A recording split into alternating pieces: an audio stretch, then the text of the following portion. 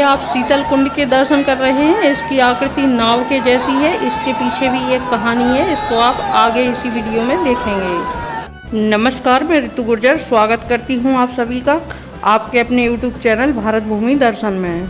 इस वीडियो के माध्यम से आज आप देखेंगे हमारी झांझ यात्रा का दूसरा भाग। यहाँ पर आपको कोई भी होटल या धर्मशाला, रेस्टोरेंट वगैरह नहीं मिलेंगे, लेकिन यहाँ के जो स्थानीय निवासी है वो अपने घर में यात्रियों को शरण देते हैं। तो ये जो हमें कमरा मिला है ये बिल्कुल निःशुल्क है और किसी भी होटल से कम नहीं है। हमारे ग्रुप में 6 सदस्य थे और हम लोगों को एक कमरा सेपरेट इन लोगों ने दे दिया था। आप कमरे को देख सकते हैं, इसमें सारी सुविधाएं थी, कूलर था, पंखा, टीवी, सब कुछ था, खाटें थी सोने के लिए। पहली रात को हम सीते गांव में ठहरे। ये गांव गुर्जरों का गांव है और यहाँ के लोग हाथ जोड़कर यात्रियों से अनुरोध करते हैं कि आप हमारे घर में रुक जाइएगा। ये श्रीमान जी इस मकान के मालिक हैं। इनका नाम श्री मान सिंह जी गुर्जर है। ये ना तो गोटिया है, ना किसी भी देवता के घुल्ला पुजारी है और ना ही कहीं जाकर दक्षिणा मांगते हैं और यात्रियों से 1 रुपया भी नहीं लेते। बिल्कुल निस्वार्थ भाव से ये सभी की सेवा करते हैं। गुर्जर जी के मकान के बाहर ही इनके पूर्वजों की बहुत ही सुंदर छतरी बनी हुई है। आज हमें झांझ यात्रा का बहुत लंबा सफ़र पैदल ही तय करना है, तो हम लोगों ने अपने बिस्तर सुबह 3 बजे छोड़ दिए और अपने जो दैनिक कार्यक्रम होते हैं उनसे फ्री होकर के 4 बजे यहाँ से रवाना होकर सवाई सूरपाल महाराज की बैठक पर पहुँच गए। यहाँ पर सूरपाल महाराज जी की बैठक है और इनका मंदिर बना हुआ है। बाबा सूरपाल महाराज की बैठक बहुत ऊंची पहाड़ी पर है, जिसकी एकदम खड़ी चढ़ाई है। यहाँ तक कोई भी साधन नहीं जा सकते, हमें पैदल ही ये दूरी तय करना होता है। सीते गांव से महाराज सूरपाल की बैठक की दूरी लगभग 1 किलोमीटर से भी कम होगी। जहाँ पर सूरपाल महाराज की बैठक है उसी पहाड़ी की तलहटी में ये गंगोला ताल है, या इसको गंगोला सागर भी कहा जाता है। इसमें हम स्नान करके महाराज सूरपाल के दर्शन कर सकते हैं। इस तालाब के जल को बहुत ही पवित्र माना जाता है। ऐसा माना जाता है कि भगवान कारसदेव और सूरपाल महाराज ने इसे अपने हाथों से बनाया था। इसी तालाब के किनारे किनारे हम सीते कुंड के लिए जाएंगे। सीते गांव से शीतल कुंड की दूरी लगभग 4-5 किलोमीटर है। आप एक बात का विशेष ध्यान रखिएगा कि आप जब भी सीते गांव से जाएं, अगर आप इस रास्ते से जा रहे हैं तो अपने साथ पीने का पानी ज़रूर ले जाएं। रास्ते में आपको कहीं भी पीने का पानी नहीं मिलेगा। आपको सीते गांव से और झांझ तक कहीं भी पीने का पानी नहीं मिलेगा, आपको अपने साथ में ही ले जाना होगा। ये रास्ता बहुत ही ज़्यादा खूबसूरत है, लेकिन यहाँ पर बहुत ही बियाबान जंगल और पहाड़ियाँ हैं। आपको बीच में कोई भी गांव नहीं मिलेगा, ना ही रोड मिलेगा। आपको पहाड़ियाँ चढ़नी होंगी और उतरनी होंगी। लगभग 4-5 किलोमीटर का सफ़र आपका सीते कुंड तक रहेगा। भाद्रपद कृष्ण पक्ष की चतुर्थी तिथि को यहाँ पर भव्य मेले का आयोजन होता है। सीते कुंड, झांझ और नगरा में यहाँ पर लाखों की संख्या में श्रद्धालु पहुँचते हैं। तो इन रास्तों के सफ़र पर आप अकेले नहीं होंगे, आपके साथ हजारों यात्री चल रहे होंगे। राजस्थान में और यहाँ झांझ की स्थानीय भाषा में सीते कुंड को शीतल कुंड और झांझ को जहाज कहा जाता है, और हमारी बुंदेली स्थानीय भाषा में शीतल कुंड को सीते कुंड और जहाज को झांझ और नगरा को माझेहार कहा जाता है। बहुत लंबा रास्ता हमने ये गंगोला सागर के किनारे किनारे तय किया। ऐसा लग रहा था मानो ये गंगोला ताल भी हमारे साथ साथ चल रहा है। हम बस पहाड़ियाँ चढ़ते और उतरते जा रहे थे और हमें दूर दूर तक कहीं शीतल कुंड दिखाई नहीं दे रहा था, लेकिन यहाँ के नज़ारे इतने खूबसूरत और अद्भुत थे कि थकान की तरफ ध्यान ही नहीं गया। पहाड़ियों पर और जंगल से चलते हुए ऐसा फील हो रहा था जैसे कि हम बाबा केदारनाथ की यात्रा पर जा रहे हों।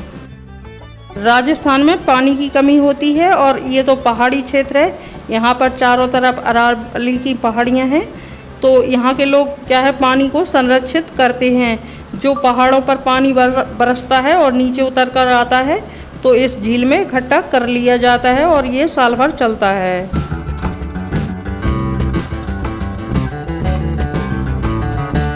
अब गंगोला ताल पीछे छूट गया है और हम बिल्कुल घने जंगल से होकर गुजर रहे हैं।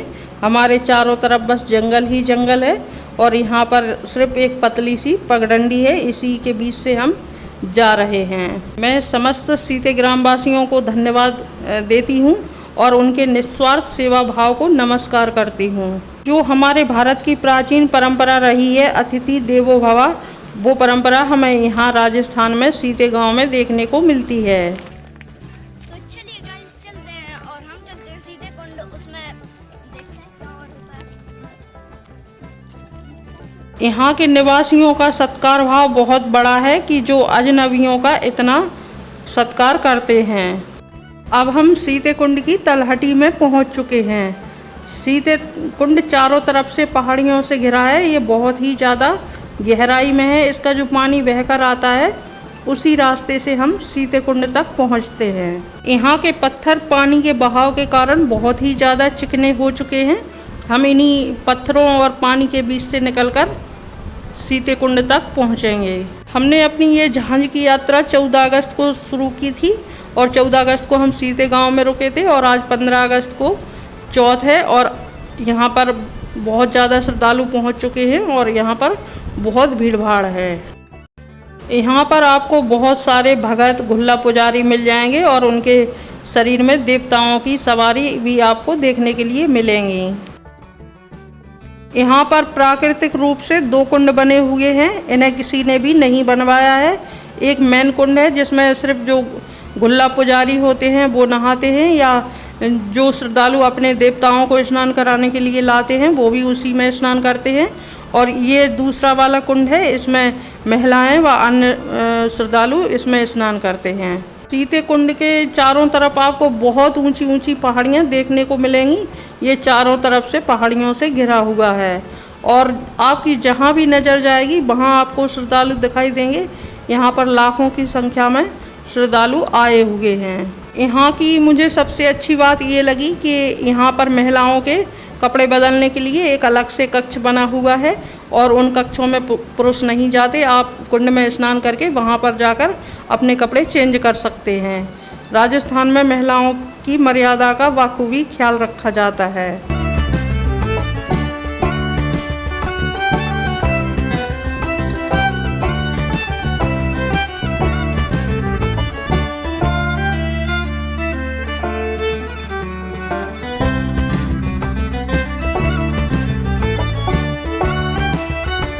आप ये सामने इतनी ज़्यादा भीड़ भाड़ देख रहे हैं और जो कुंड देख रहे हैं वहाँ सामने आप गौर करके देखिएगा, वहाँ से निरंतर यहाँ पर पानी का झरना बहता रहता है। वो किसी भी मौसम हो, हर मौसम में हमेशा ये पानी यहाँ पर रिसता रहता है और इस कुंड में जाता रहता है। ये यहाँ का मुख्य कुंड है। इसको आप ज़रा गौर से देखेंगे तो ये नाव की आकृति का आपको दिखाई देगा। इसे ही शीतल कुंड कहा जाता है।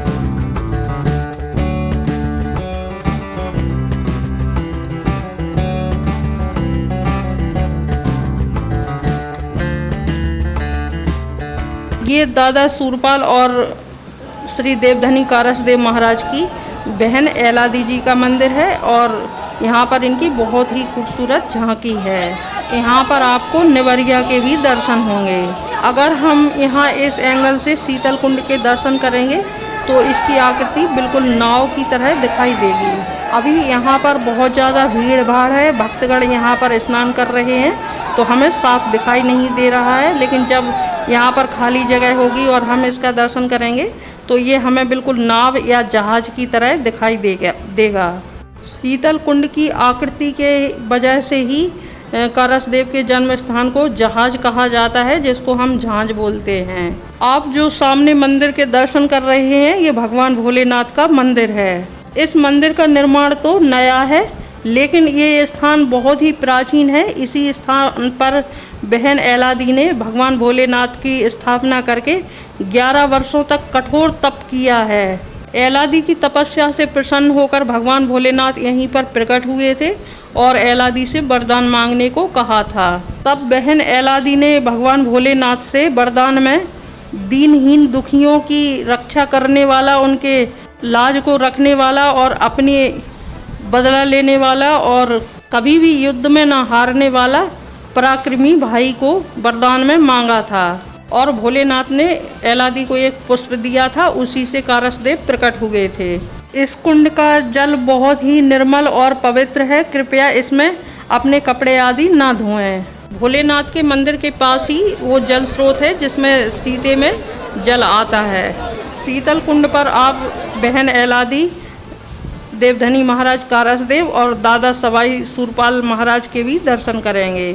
आपको शीतल कुंड पर बहुत सारी भोग प्रसाद की दुकानें मिल जाएंगी, आप यहां से प्रसाद खरीदकर मंदिरों में चढ़ा सकते हैं। ये झांझ की तरफ जाने के लिए शीतल कुंड से सीधी सीढ़ियां लग चुकी हैं, यहाँ से हम सीढ़ियों के द्वारा झांझ की तरफ जा सकते हैं। लेकिन यहाँ पर भीड़ बहुत ज़्यादा हो चुकी थी, सीढ़ियों पर बहुत ज़्यादा भीड़ भाड़ थी, धक्का मुक्की हो रही थी, सबके पैर गीले होने के वजह से वहाँ पर फिसलन थी, इसलिए हम लोग पहाड़ी की खड़ी चढ़ाई करके ही ऊपर की ओर गए थे।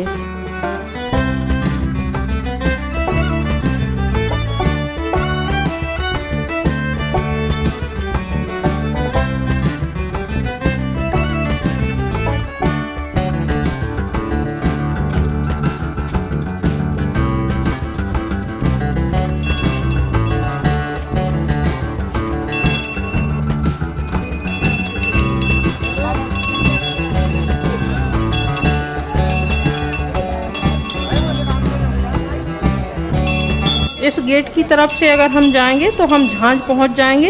ये झांझ की तरफ जाने के लिए गेट बना हुआ है।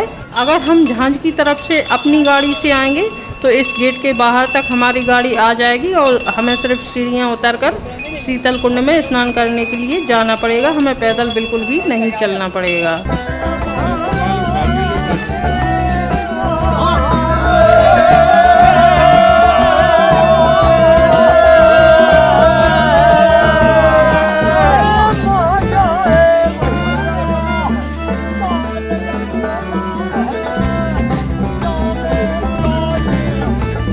इस तरफ से जहाज से लेकर शीतल कुंड तक रोड बना हुआ है।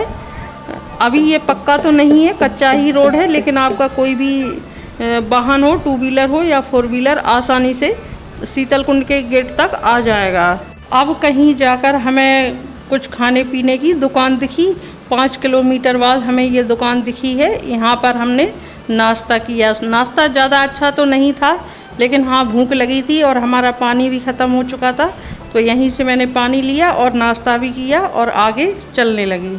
एक बात का आप विशेष ध्यान रखें कि आप अगर यहाँ आए हैं और आप चौथ का व्रत करते हैं या आपका और भी कोई व्रत है तो आप अपने साथ में फलाहार ज़रूर लेकर आएँ। यहाँ पर आपको कुछ भी नहीं मिलेगा, केवल चाय ही मिलेगी और आपको पैदल चलना होगा और खाने को कुछ नहीं मिलेगा, तो आपको चलना थोड़ा मुश्किल हो जाएगा। सीते कुंड से झांझ की दूरी लगभग 3-4 किलोमीटर होगी। मेला के टाइम पर आपको कहीं से कोई भी साधन नहीं मिलेगा, आपको जहां भी दर्शन करने जाना होगा आपको पैदल ही दूरी तय करनी पड़ेगी। झांझ यात्रा के हमारे 4 वीडियो हैं, पहला भाग, दूसरा भाग, तीसरा और चौथा। कृपया चारों भागों को देखिएगा, तभी आपको ये यात्रा समझ में आएगी।